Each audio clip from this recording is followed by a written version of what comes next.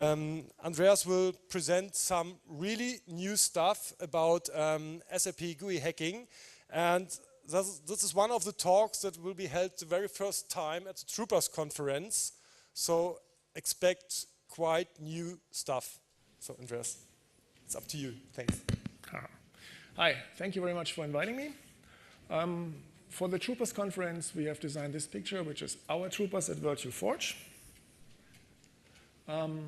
Just a few words about me and about the company I work for. I founded Virtual Forge in 2001. And Virtual Forge now specializes on SAP security and more specifically on ABAP security. And this is practically the only company that does that, except of course SAP. I'm an active SAP security researcher since 2003. Back then I found the first 0 day in SAP. It was a buffer overflow in a web server, ironically in the password field. Since then I've given a couple of talks on various conferences, recently also at Black Hat, on a different topic though. Also worth mentioning, we wrote the first book on secure ABAP programming. There was no, let's say, comprehensive resource before the book. Now it's out and was released in 2009 at SAP Press. And what Virtual Forge does is, first of all, we are based in Heidelberg, 1 kilometer away from this building. And our specialty, like I said, is ABAP security. We have written an ABAP security scanner, a static code analysis tool for ABAP. And we provide also very comprehensive security guidelines if you try to write your own custom ABAP coding. This is something which Mariano over there mentioned before. Mariano's talk was on SAP standard, what you can do wrong when you install the SAP standard, misconfiguration, missing patches and stuff like that. What we focus on is not the SAP standard, but what the customer does, the custom coding. This is our domain, the mistakes you can do when you write your own custom code. And for that, we have written guidelines. We provide trainings and consulting to help customers to securely extend their SAP business. So today, which Mariano in the beginning also mentioned, most companies believe they are doing enough regarding their SAP security. They have a whole bunch of things they're doing, segregation of duties, authorizations, patch management, and whatever. And the belief is, okay, we are now safe. Everything is super green, but unfortunately, most companies do not consider code. They don't consider, if I write my own code, I may introduce a backdoor to all the security I have built, customized, patched, and so forth. So this is a typical picture we see at most companies today. If you're telling them there are risks in ABAP code, they kind of go blank and reboot in their mind because they have never heard about that. So what I'm going to talk about today is a program called Sap Gui, which is basically the main user interface you used for SAP. Today, of course, like Mariano showed us, we can use SAP with web applications, web services, but in the old days and still today, many, many users use Sap Gui. So, and Sap Gui is closely interconnected with ABAP. I found this fresco a couple of months ago in the city of Regensburg, so this is authentic. ABAP is really an old language. If you look at the part down there, 1738, and I even spotted the add character in it. Kind of weird. So if we talk about Sap Gui, we also need to talk about ABAP, because Sap Gui is the primary rendering tool for ABAP applications. And the visible ABAP applications are called DynPros. So first, let's talk a little bit about ABAP itself. There's a couple of information listed here. Most importantly, it's a proprietary language. The definition of ABAP is not freely available. So if you're researching ABAP, you really have to try and error a lot of things. You can't go to certain resources and read how does the compiler work and stuff like that. It's all closed. It generates platform-independent code. What else is important for our talk today? Yeah, there's a lot of ABAP code. Hi, come back. There's a lot of ABAP code in an EC660 system, 150 plus million lines of code. And on top of that, customers create new code in the thousands of lines, partially in the millions of lines, without proper guidelines. Okay, let's skip that. We don't have too much time in this talk. I want to go to the exploits or to the presentation of the vulnerabilities faster. So what is Sap Gui? Sap Gui is a proprietary FAT client provided and maintained by SAP. Again, it's closed source, not open source. You have to take it as it is. It's available as either a Windows executable or a Java application. They behave slightly different, but mostly the same. The communication between Sap Gui and the backend is through the DIAC protocol. It's, again, SAP specific. Usually, it's not encrypted. SAP also openly communicates that, but it can be encrypted. In the standard, it's just compressed, which kind of gives not real security, but it's usually okay.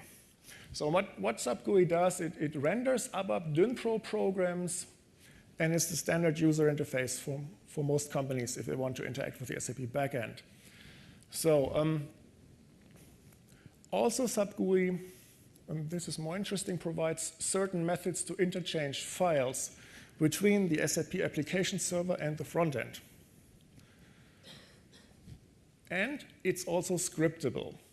So you can basically do something with Sap Gui. You can record a session, you can replay a session for automatic testing. This is also possible through this front end.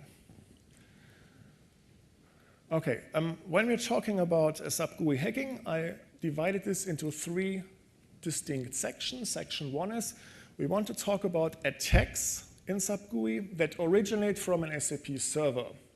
So here the attacker is a compromised server, and the user, the client, is actually attacked. In order to do so, we picked a couple of functions that are available in ABAP, and which I'm going to demonstrate in a moment. So first of all, ABAP has a function module which is called WS-execute. And this function module, if you write ABAP code, can execute OS commands on the client where Sap Gui is installed for the user that's starting the ABAP program on the server. So the program can send arbitrary code to the client and have it executed. The second function module we're using is Gui Upload, which, as the name might indicate, uploads a file from the client where Sap Gui is installed to the SAP server. And vice versa, there's a Gui download function which does the opposite. It loads a file from the server to the client. We also have certain additional methods in a class called CL Gui Front-End Services, and this provides functions like access to the clipboard, get directory listings on the client, and so forth, and a bunch more. So if you look at all that, they are all either based on the ABAP command call method of, which does OLE communication with the Windows system, or on kernel calls in the ABAP stack. I don't want to discuss this much further, but this is basically all drilling down to those methods. So here's our first demo.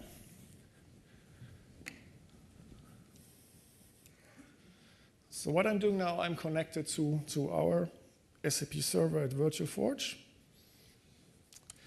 And I'm invoking an ABAP program, which I've specifically prepared, which makes use of the function modules I've just shown to you. Okay, and while that starts up, I'm going to write a little file. Hey guys, I'm having a great time. Whoops. Here at Troopers. So we store that in our data folder, like would give it some random name.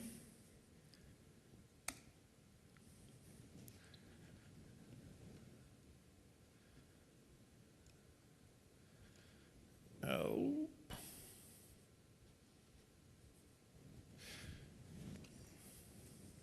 Okay, I misspelled it.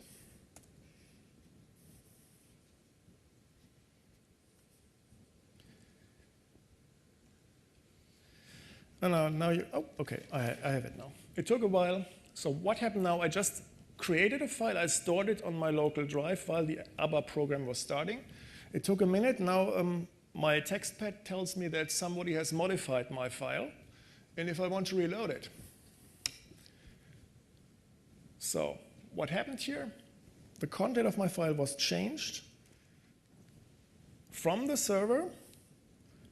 And so basically, what does the server do? It scans my local file system for files. Actually, the program just checks a specific folder. It reads all the text files in the folder. It looks in the folder if I misspelled the word troopers. It then changes the file and uploads it again to my client without me getting any hint about what's going on. And certainly, the file is there. What it also does, it also started Notepad with this file. So this is done through an operating system command on my client as a proof of concept. And what it also did, I forgot to show you that one. It created a user on my computer called Troopers.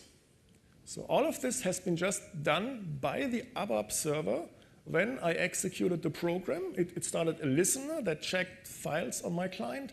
It exchanged my file, it uploaded it again, it started Notepad through an OS command, and it created a user on my system.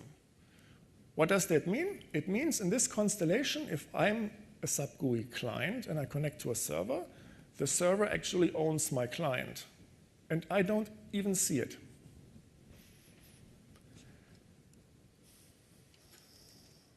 So, but there are mitigations, of course, in place. I'm using the old Sap Gui 7.10 and Sap Gui 7.20, which is released now, can completely restrict this kind of access. So if you're running a Sap Gui 720, you can say, I don't want any OS commands, I don't want any file access, and so forth. So you control that. There's also additional information you should read if you're still running a Sap Gui 710 or older, because otherwise you have these kinds of problems. But of course, you have the problems only if there's malicious code on your server. But this is just a proof of concept to show you what can happen if the server is malicious. So, number one. So the first section was the server is evil. Now, of course, which is more common, the client is evil. Or more specifically, the user in front of the client is evil. So we're now checking what can I do if I'm trying to manipulate Sap Gui. And there are a couple of things I want to show you. First of all, the topic forceful browsing, which is a well-known problem in web applications, which means I can change parts of the screen and emulate buttons that are not there or make uneditable fields editable and so forth. And this is something I want to show you now. So in order to do that, I need to first log on again to my SAP system with a restricted user.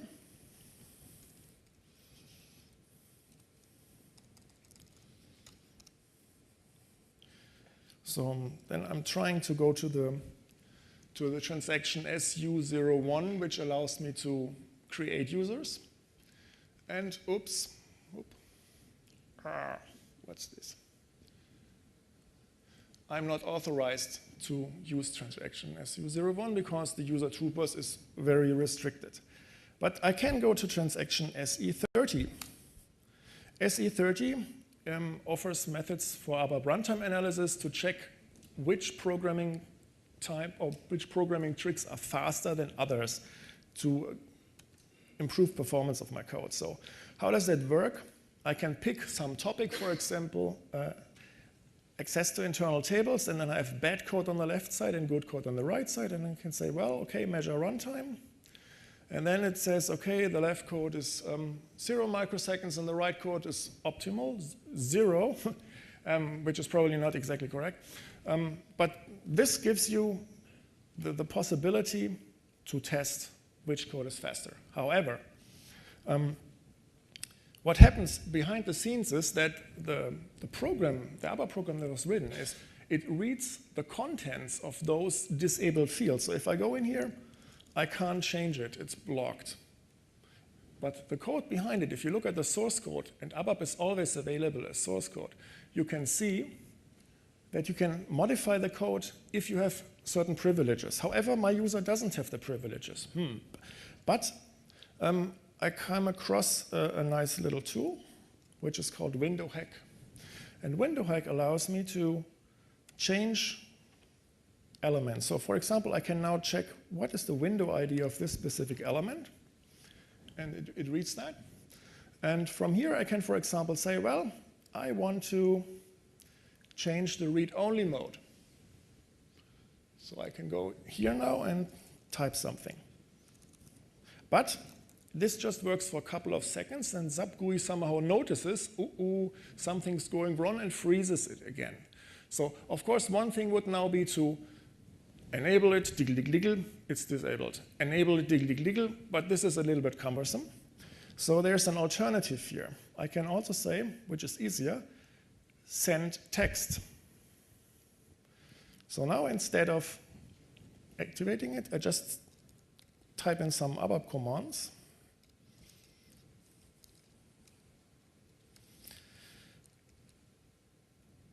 So and these commands actually do what I tried in the beginning. They are telling the system to start the transaction SU01, which allows me to read or get access to users. So now I send a text. Thank you very much, Window Hack. And now it's in here. And now I again go to measure runtime. Whoops. What happened? There was no runtime measurement. The code was executed when the system was trying to measure the runtime of the internal table access, but actually it now jumped to transaction SU01. And as you can see it now, I am inside the transaction, although previously I did not have the authority to start it. So which means I can, using this simple tool Window Hack, which is freely downloadable from the internet, manipulate Sap Gui screens, make disabled fields enabled, and do bad things. Well, this is of course a rare example where something really bad happens, because this is code which I can execute. Usually this is not possible, and it's of course fixed for a long time. But problems like that give users easy access to write code. And if I have the authority to write ABAP code, I am root, because in ABAP the code is not restricted by anything. The code has all privileges, except the code uses authorization checks in the code that would restrict the user. But if I can control the code, I don't use any authorization checks. Of course, still in this transaction here, although I'm now in the transaction, if I want to, for example, create a user or something, I can't do that, because this program has additional authorization checks apart from am I able to start it or not. Okay. So this was an example that you can really forceful browse Sap Gui. But another thing which is a little bit more curious is that you can even trigger cross-site scripting vulnerabilities in Sap Gui. Let's go back to my SAP system.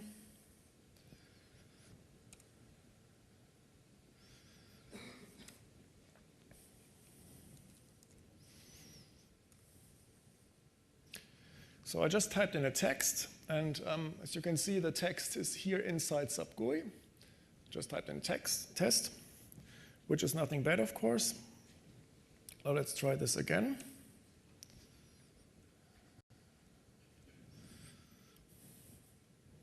I'm a bit lazy now due to the time restraints.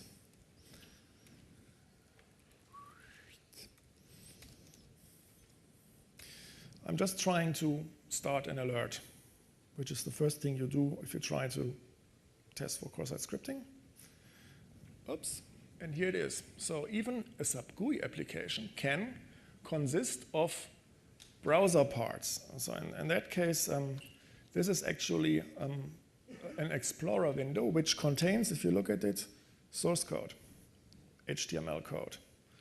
And if custom application feeds input to this custom control for HTML, you can embed script and run it. Of course, it's not as good as if it's on the web because there is no DOM. You can't read the cookie or something. This is not inside. There's no big information regarding that inside Sap Gui, but you can still execute script and manipulate the content of a Sap Gui interface. Well, the more interesting part of that is, besides running JavaScript, you can also, I mentioned that earlier, script Sap Gui itself. So let's try this again, but with some Visual Basic script, which can be used to sort of script Sap Gui automatically without any intervention by the user. So start that for the third time. Okay, now I embed this script, and it tries to start a transaction which is called SE38, which allows me to run programs. Now let's execute that.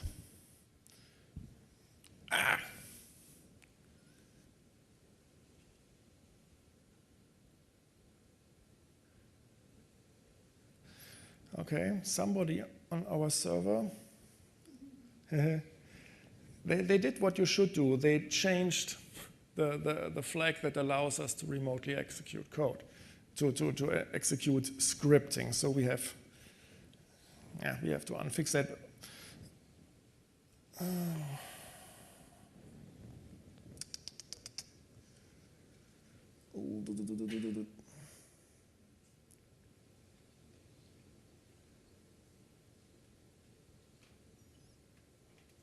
Okay, I don't see it now. I do that at the end of the talk. I first want to show you something else, which is more interesting. So what should have happened here is that code should have also executed like the JavaScript. Instead, it's just VB script, and it actually executes a command on Sap Gui. So what were the lessons learned here for developers? Do not transport important data through client round trips, which means if you write something in a control which is disabled, don't read it again, hoping that nobody enabled it. If you're using the HTML control, make sure that you do it securely and you don't feed any input to it, because otherwise you may have a cross-site scripting problem. And here's also a hint how to disable Sap Gui scripting, which my dear colleagues at the company currently did, not knowing that I need this in the presentation. You can lock this down. Okay, number 4, which is, in my opinion, the most interesting attack against Sap Gui. It's an attack from the internet. Marianne also mentioned that most companies say, well, what can happen? We are locked in our intranet. We have no direct link to the outside world. If we are running only Sap Gui, if we have no web applications, then we are safe. Nothing can happen. No one can get into our SAP system. But this is wrong. We actually found a way to attack from an internet application a Sap Gui application. So how does that work? So we termed this cross-application request forgery, which is close to cross-site request forgery. But the difference is just in cross-site request forgery, one web page attacks another web page. So you have a browser, you have one web page on the right and one on the left, and one of those does something bad and fires a request into the other through the browser. However, in this case, we fire a request from the internet through the browser into Sap Gui. So prerequisite is, of course, I have a running Sap Gui session, which I currently have, and I also have a browser open, which is talking to the internet through my corporate firewall. So seemingly, I'm pretty safe, but the malicious server can send specific commands under certain circumstances to Sap Gui and trigger a command in Sap Gui. Now I'm going to demonstrate that, unless, of course, some friends have disabled this as well again. So we're pretty tight about security. Where's my browser? Okay. So I'm now going, so again, here's my Sap Gui session, which is open. Here's my browser. I start the browser. And now if I switch back to Sap Gui, I get this prompt, which asks me, do I really want to delete the user troopers? And this command came from the internet. So by downloading this specific page, I downloaded a command that jumped from my browser into Sap Gui and tried to delete this user. Of course, this is just a proof of concept, and there is no risk here because this specific SAP transaction SU01 has a prompt when you try to delete a user, and a cross-site request or cross-application request forgery can't overcome a prompt, unless, of course, I now click yes. But, of course, I don't do that. But this is a proof of concept that when you're logged into Sap Gui in your secure intranet, and in the same time use a browser on the internet and come across a malicious site, it's possible, or specifically it was possible, that a command can traverse from the browser into your Sap Gui and hack your system. No, I don't want to delete this user. So, however, we discovered this vulnerability a while ago. SAP has patched it also a while ago.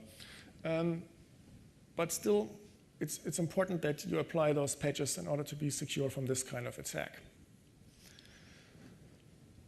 So now if we have some minutes left, 2 minutes, I don't know. So first, 2 things I would like to recommend to you if you're interested in this kind of problem, insecure ABAP code or risks from ABAP code. There's an organization called BSEC.org, the Business Security Initiative, which was co-founded by Virtual Forge, my company, and Onapsis, Mariana's company.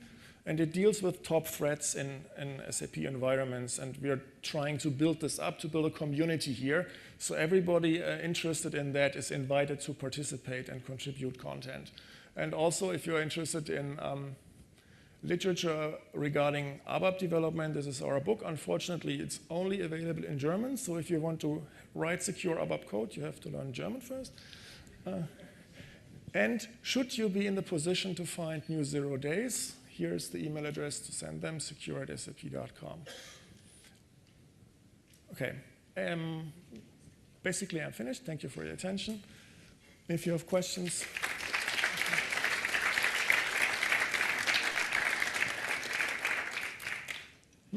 Okay, any questions? No SAP users here. Oh, there.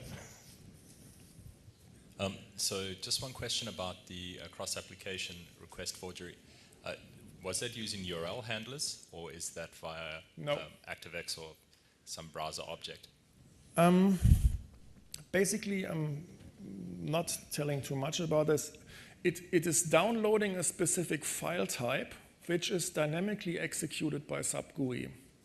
So if a type of a specific extension is transferred to your system, Sap Gui takes over, opens it, and executes it. That's the basic way how it works.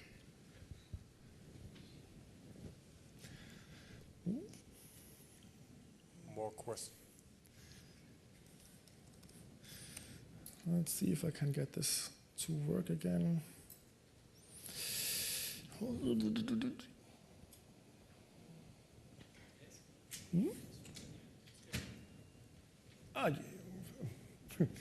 Okay, let's try this again.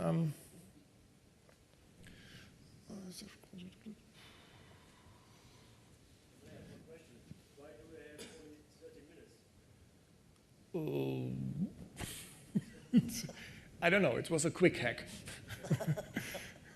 So, yeah. Thank you. Let's kind of lost it now. Where was my vulnerability? The cross-site scripting. Yeah, whoa. Okay. That should not take too long. That one.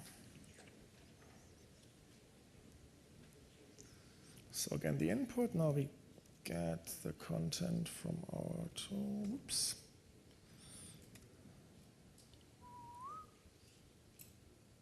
No? Oh, do what a user does and press yes.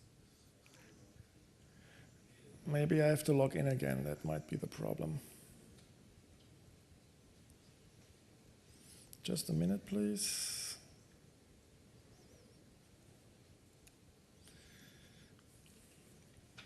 So when you change the setting that allows scripting, you have to log in again, otherwise it's not effective.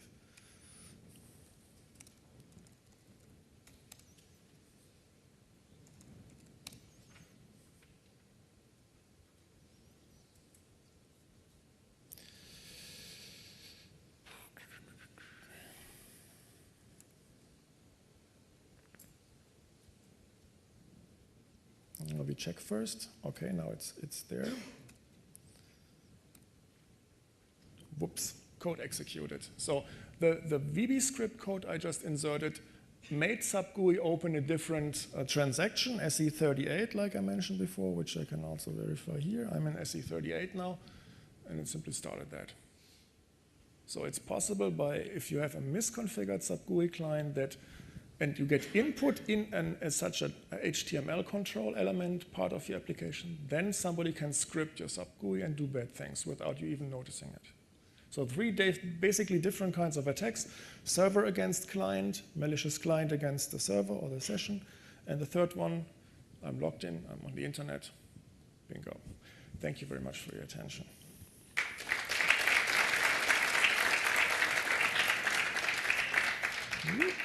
Okay, thank you very much, Andreas. Are there further questions?